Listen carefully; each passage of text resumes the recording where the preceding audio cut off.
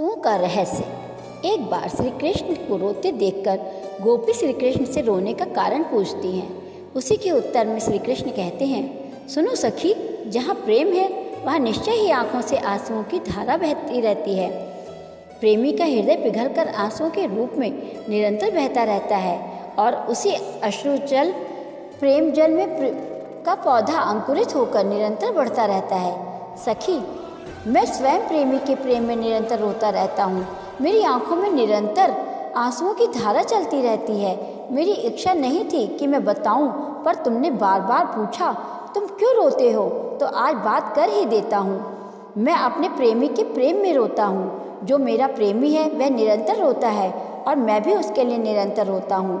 सखी, जिस दिन मेरे जैसे प्रेम के समुद्र में तुम डूबोगी, जिस दिन तुम्हारे हृदय में प्रेम का समुद्र, उसी प्रेम का समुद्र जो मेरे हृदय में नित्य निरंतर लहराता रहता है, लहराने लगेगा, उस दिन तुम भी मेरी तरह ही बस केवल रोती ही रहोगी। सखी, उन आंसुओं की धारा से जगत पवित्र होते हैं।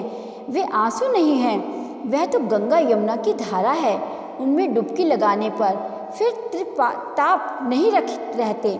सखी, मैं देखता हूँ कि मेरी गोपी, मेरे प्राणों के समान प्यारी गोपी रो रही है, मेरी प्रियतमा रो रही है। बस मैं भी यही देखते ही रोने लगता हूँ। मेरा हृदय भी रोने लगता है। मेरी प्रिया प्राणों से बढ़कर प्यारी गोपी जिस प्रकार एकांत में बैठकर रोती है, वैसे ही मैं भी एकांत में बैठकर रोता हूँ और रो रो कर प्राण शीतल करता हूँ। यही है मेरे रोने का रहस्य। राधे राधे।